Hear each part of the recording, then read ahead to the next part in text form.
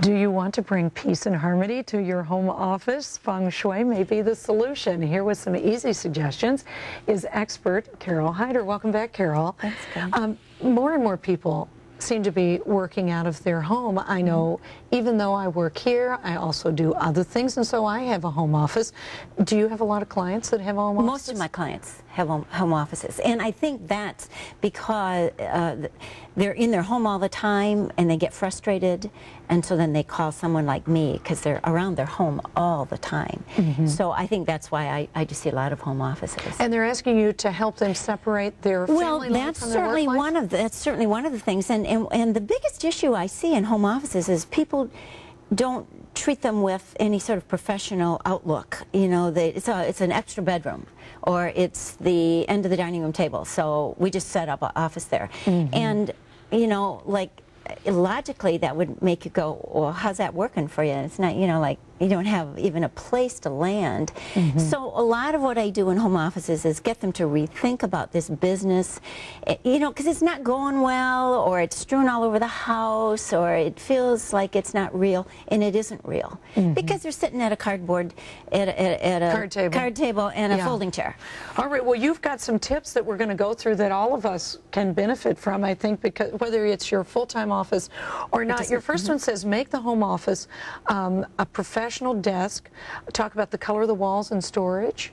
Well, sometimes we're changing over an old bedroom. Your kids are gone, and the bedroom had teddy bears on the walls. And so this would be the time to change that. And yet people say, well, nobody comes to my house, so what does it matter?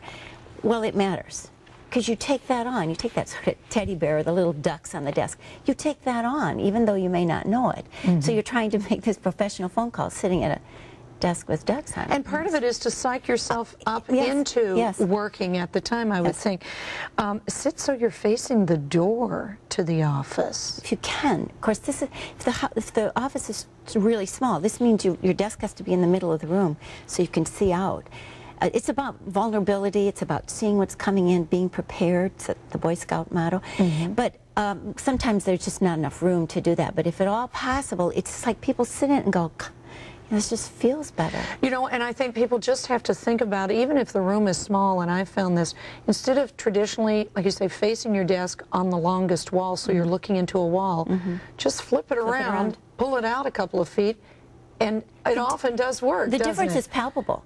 I mean, people don't want to do that. They think it'll crowd the room, and yet it's such a nice feel. Doesn't feel so enclosed either. It feels like you're sort of open, I guess. That's why the door there.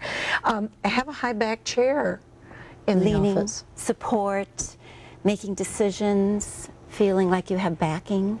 It's a metaphor. It's a metaphor about that. But, you know, people sit on those little exercise bouncy balls. They do? Yes. Yes. You got to do better than the exercise bouncy ball. Even I know that. Okay, try to keep the home office near the front door of the house. Why is that?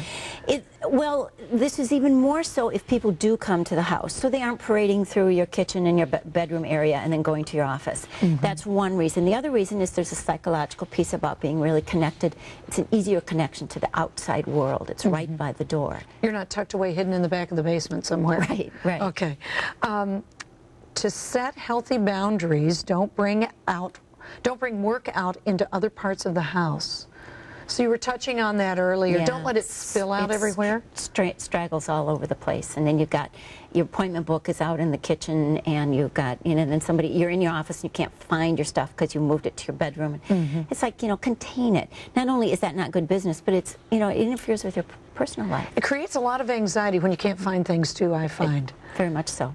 Yeah, okay. Well, thank you so much for coming in today. You're welcome. Good to see you again. Good to see you. For more information about Feng Shui or Carol's upcoming seminars, just log on to showcaseminnesota.com and click on View Past Shows.